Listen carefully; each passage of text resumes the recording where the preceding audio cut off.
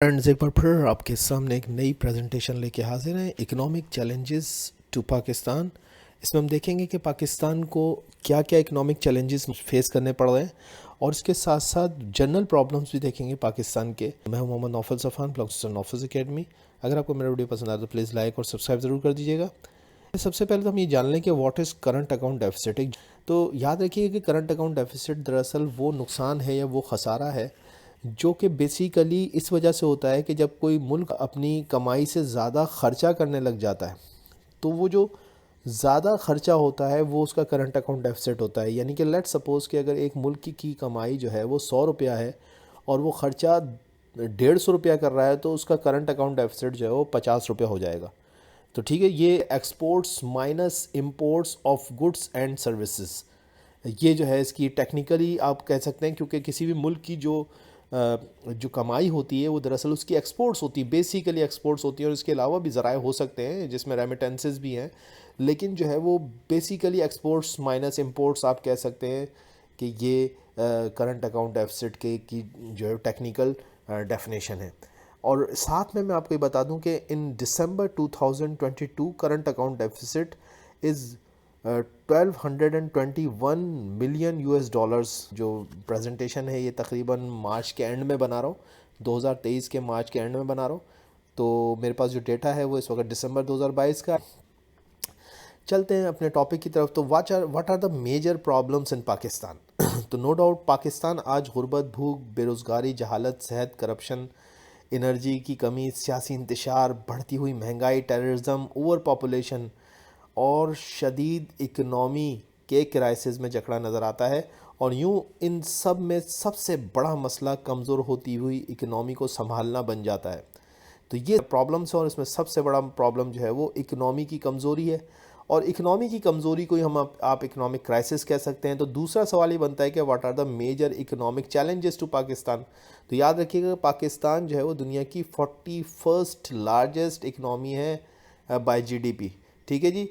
तो पहला तो उसको सबसे बड़ा जो जो ख़तरा या जो सबसे बड़ा मसला है वो इंक्रीज़ इन डेप्ट्स है, क्योंकि ये डेप्ट्स यानी कि कर्ज़े जो उसने लिए हुए फ़ॉरेन डेप्ट्स जो हैं उसके गवर्नमेंट ऑफ पाकिस्तान के, वो उसको हर जो है वो मुकर्ररा वक्त पे जो है उसको अदा करने होते हैं और जिसके लिए उसको मज़ीद जो है वो डॉलर्स की ज़रूरत होती है। और पाकिस्तान के पास इस वक्त तकरीबन जो रिज़र्व्स हैं या जिसे कहना चाहिए कि पेमेंट के लिए डॉलर्स हैं वो है ही नहीं, यूँ कह लीजिए आप। या अपने जो एक्सटर्नल डेप्ट्स हैं उनको जब आप पे करने से कोई मुल्क अगर अपने एक्सटर्नल डेप्ट्स को कामयाबी के साथ रिटर्न करने में, जो उसकी इंस्टॉलमेंट्स हैं या जो उसकी किस्तें हैं वो अदा करने में नाकाम हो जाता है तो वो डिफ़ॉल्ट कर जाता है। इसी को टेक्निकली डिफ़ॉल्ट कहते हैं। तो पाकिस्तान को इसलिए कहते हैं कि नियर टू डिफ़ॉल्ट है, क्योंकि उसके पास इस वक्त डॉलर्स ही नहीं है कि वो अपने डेप्ट्स को जो है वो रीपे कर सके या उसको जो है वो उसकी किस्तों को अदा कर सके।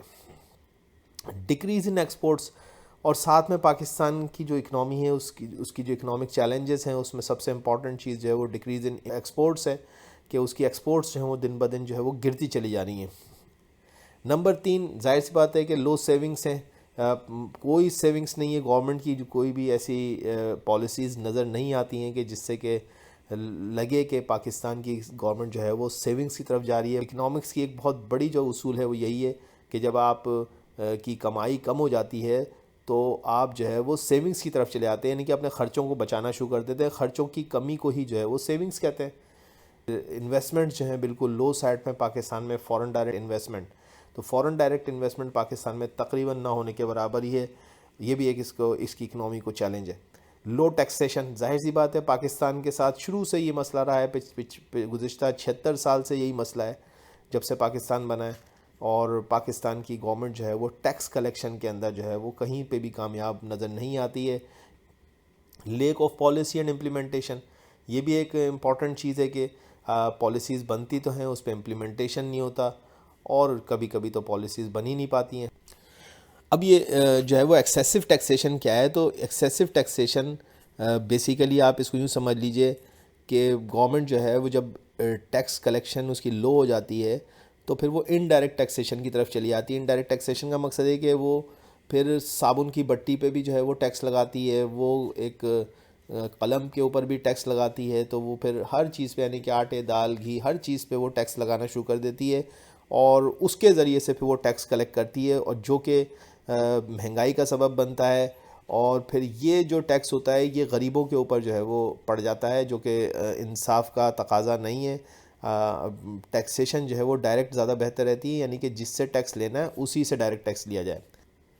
اور انڈائریکٹ ٹیکسیشن کے اندر آپ جانتے ہیں کہ انڈائریکٹ ٹیکسیشن کے اندر ہر آدمی کو جو ہے وہ ٹیکس ادا کرنا پڑتا ہے، اور اس میں غریب لوگ بھی ہیں، امیر لوگ بھی ہیں. تو جو امیر ہیں ان کو تو کوئی فرق نہیں پڑتا، لیکن غریب کے اوپر جو ہے وہ اس کا بہت زیادہ دباؤ پڑتا ہے. اگلا ہے current account deficit. Current account deficit ابھی میں آپ کو پہلے ہی بتا چکا ہوں پریزنٹیشن کے شروع میں کہ کرنٹ اکاؤنٹ ڈیفیسٹ کیا ہے، کہ آپ کی ایکسپورٹس جو ہیں وہ کسی نہ کسی جگہ پہ کم سے کم ہوتی چلی جا رہی ہے اور آپ کی امپورٹس بڑھتی چلی جا رہی ہیں. ٹھیک ہے جی. تو depleting reserves and currency devaluation. ابھی پاکستان نے جو ہے وہ آئی ایم ایف سے بھی جو ہے وہ لون کے لیے درخواست کی ہوئی ہے، اور اگر وہ مذاکرات ہو جاتے ہیں تو اس کے بعد جو ہے وہ آئی ایم ایف جو ہے وہ پاکستان کو $1 بلین دینے کے لیے راضی ہو جائے گا. اور اس کے لیے پاکستان نے جو ہے وہ ابھی کافی سارے اقدامات اٹھائے ہیں آئی ایم ایف کے کہنے پہ، اور اس کے اندر جو ہے وہ آپ نے دیکھا کہ کرنسی ڈیویلیویشن بھی موجود ہے. تو کرنسی ڈیویلیویٹ ہو رہی ہے تیزی سے. پاکستان کی پچھلے ایک سال کے اندر کرنسی تقریباً ڈبل پہ پہنچ چکی ہے، جو اس کی اس وقت کی جو میں اس وقت جب پریزنٹیشن بنا رہا ہوں تو تقریباً $280 کا $1 ہے. حالانکہ پچھلے سال جو ہے وہ اسی وقت یہ تقریباً 180-170 کے آس پاس تھا. تو یہ تقریباً ڈبل کے آس پاس جو ہے وہ ہونے کو جا رہی ہے پاکستان کی کرنسی. تو اور ساتھ میں جو ہے وہ جب کرنسی کی ڈیویلیویشن ہوتی تب ہے جب آپ کے پاس ریزروز، یعنی کہ آپ کے فارن ایکسچینج ریزرو جو ہوتے ہیں وہ ڈپلیٹ کر جاتے ہیں، ختم ہو جاتے ہیں، کم رہ جاتے ہیں. آخری چیز جو ہے وہ لو ریمیٹنسز ہے. اب لو ریمیٹنسز کیا ہے؟ ریمیٹنسز وہ چیز ہوتی ہے جو کہ بیرون ملک سے، یعنی کہ آؤٹ آف دا کنٹری جو پاکستانی موجود ہیں وہ وہاں سے اپنے اپنے کمپنیوں میں جہاں وہ نوکریاں کر رہے ہیں وہاں سے جو ان کو پیسے ملتے ہیں وہ ظاہر سی بات ہے ڈالرز کی صورت میں ملتے ہیں. تو وہ ڈالرز جو ہیں وہ پاکستان بھجواتے ہیں. اب وہ جو ڈالرز پاکستان آتے ہیں تو یہ ان پاکستان کی گورنمنٹ کے لیے ایک بہت بڑا سہارا ہوتا ہے.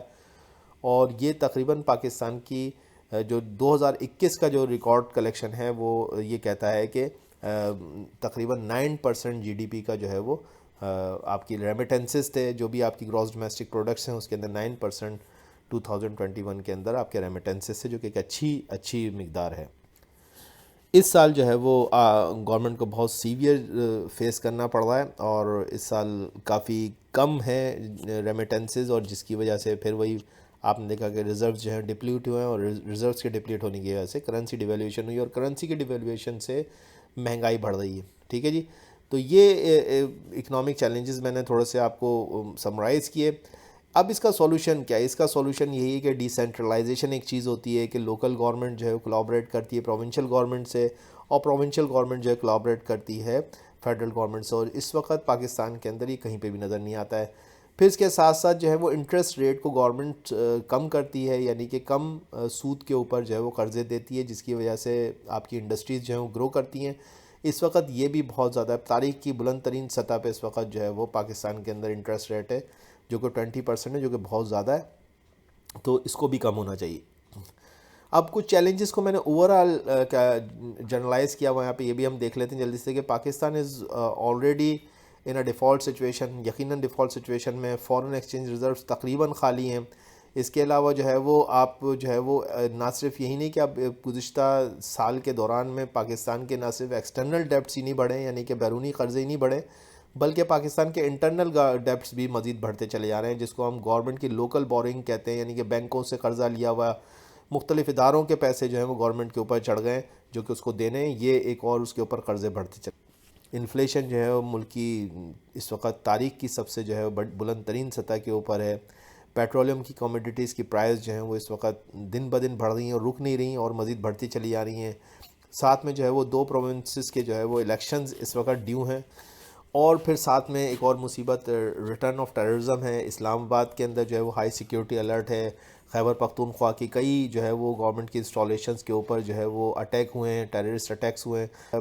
پاکستان کا جو ویسٹرن بارڈر ہے اس کے اوپر ٹینشن بہت زیادہ ہے، اور جو ہے وہ کابل گورنمنٹ سے جو ہے وہ پاکستان کے تعلقات اس وقت صحیح نظر نہیں آتے ہیں. تو یہ سارے کے سارے جو ہے وہ پرابلمس کو میں نے سمرائز کرنے کی کوشش کری. آئی ہوپ کہ آپ کے لیے کلاس بینیفیشل رہے گی. Thank you very much.